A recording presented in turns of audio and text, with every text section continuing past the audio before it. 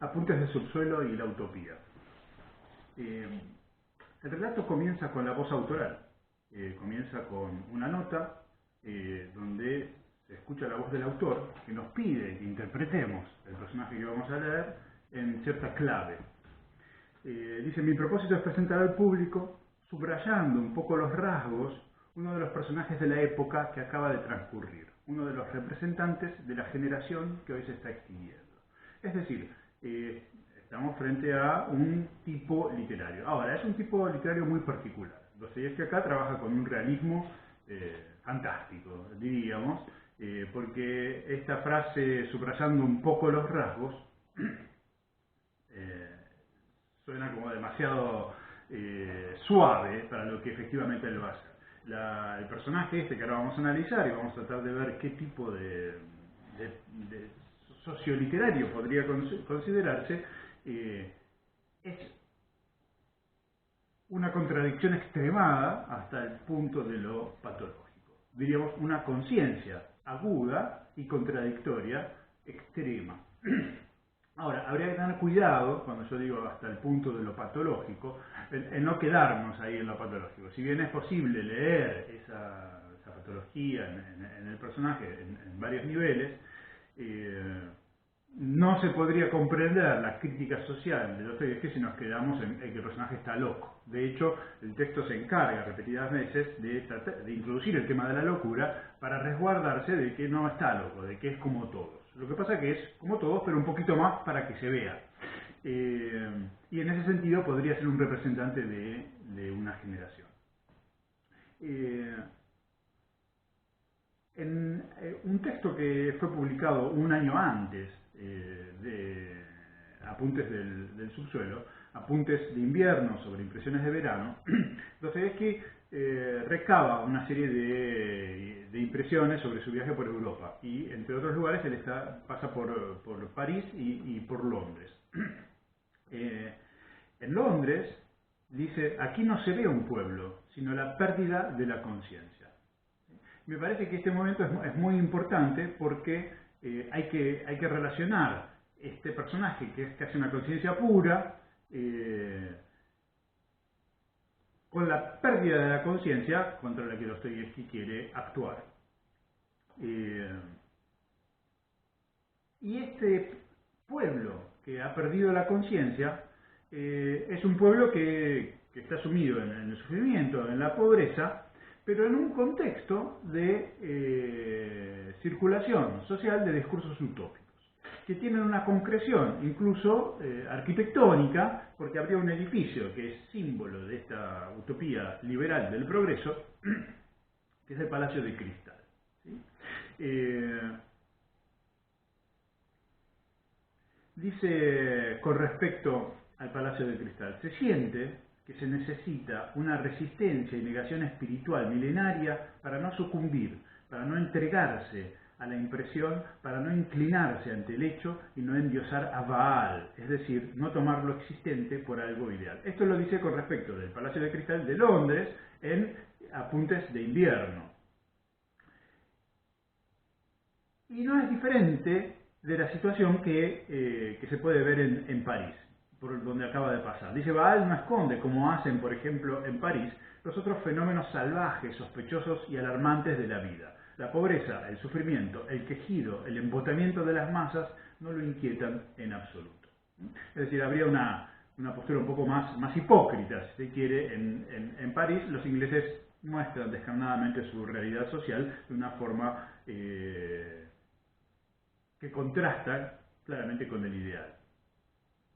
Y dice: ¿pero no será este en realidad el ideal logrado? Y fíjense que esta es una frase que va a parar al hombre del subsuelo, y que es uno de los horrores que presiente el ratón, el hombre del subsuelo, con respecto a los discursos sociales de los que no quiere participar, que tienen que ver con una utopía que vamos a caracterizar de diferentes maneras, y que el texto caracteriza a través de símbolos fuertes que son desarrollados.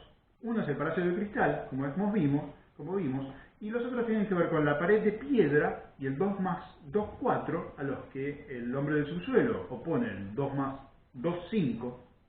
La idea de provecho, es decir, utilitarismo, frente a lo que propone la cachetada y la voluptuosidad del sufrimiento, la enfermedad y el dolor.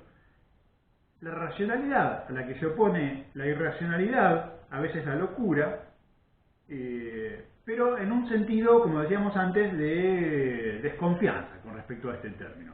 Es interesante relacionar este texto con un cuento de Dostoyevski que se llama Bobok, y ahí, en un texto fantástico, donde el protagonista escucha los diálogos de los muertos que a la noche empiezan a conversar desde sus tumbas en un cementerio, dice que hace 50 años, fíjense la cercanía temporal, los franceses inventaron los asilos para locos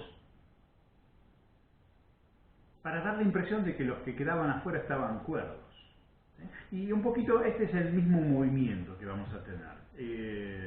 Si al hombre del subsuelo se lo encerrara, solo sería para demostrar para dar la impresión de que los que quedaron afuera estamos cuerdos. Si quedamos afuera, ¿no es cierto? Estas oposiciones son una crítica entonces a una utopía racionalista, pero que en realidad es tanto la liberal, como vimos en el caso de Baal, como la socialista, porque el Palacio de Cristal es un símbolo que aparece también en Chernyshevsky, por ejemplo, anterior a este texto, en 1 o 2 años, en el sueño de Vera Pavlovna, y además porque la formulación de la utopía, ya desde el género utópico literario de Tomás Moro, es altamente racional, implica una planificación social, una sistematización de la forma de gobierno que está mediada por la razón. Todas este tipo de construcciones son muy sospechosas para Dostoyevski. Frente a esto, el procedimiento central va a ser entonces, decíamos, la conciencia contradictoria. Y entonces pasamos un poquito a este personaje, porque la conciencia es lo que primero va a definirlo, y está en línea entonces aquí sí con todo el pensamiento de Bakhtin. Aparece evidentemente lo dialógico como una forma de contradecirse a sí mismo muchas veces y de que lo contradizcan los demás, ¿no? Siempre una visión sobre sí mismo que va a ser una especie de oposición, no puede no verse esto, a otro discurso que es el exterior a esta conciencia, o del que esta conciencia no quiere participar y por lo tanto se mete en el subsuelo. El primer movimiento que hace el texto, y le quería resaltar, es el de la maldad. Ahora, la palabra en ruso es zloy, ¿no? Ya zloy человек, ya zloy chinovnik, un funcionario malo, una persona mala, y no me quiero curar por maldad, atzla, ¿sí? Pero la palabra zloy, y también aparece más o menos con esa connotación en otros usos, porque se repite mucho, que en la traducción se repite se traduce con otras palabras, por ejemplo en algún momento dice odioso, la traducción que ustedes tienen, da la idea de un enojo. ¿Sí? Uno podría decir, no me quiero curar de bronca, ¿sí? De rabia, ¿sí? De rencor, de empecinamiento negativo frente a esta realidad que me molesta mucho, me saca de las casillas y me enfurece. Hay obviamente con Dostoyevski siempre, ¿no es cierto?, una cosa irracional, afectiva, que atraviesa a los personajes y que está jugando acá muy armónicamente con el discurso, con la defensa de lo irracional en una unidad de forma y contenido. La inercia, el aburrimiento incluso que él menciona, la inacción que el personaje contrapone explícitamente a los hombres de acción, que serían los que irían a construir la utopía, porque evidentemente para poder actuar, yo tengo que creer en ese proyecto, para poder construir algo. Este hombre está en el bando contrario, tiene resonancias del hombre superfluo anterior, nada más que acá está completamente resignificado, ya no estamos en el contexto de una sociedad sin salida, de un hombre que quiere actuar y tiene todo el potencial para hacerlo, sino todo lo contrario. Acá no quiere actuar de ninguna manera y dudamos incluso de que tenga algún potencial, ¿no? Tonto no es, pero no se lo ve como una persona cuyas grandes cualidades están frustradas. Es eso, es esa contradicción, es ese empecinamiento y es ese rechazo del mundo tal como lo recibe en sus discursos.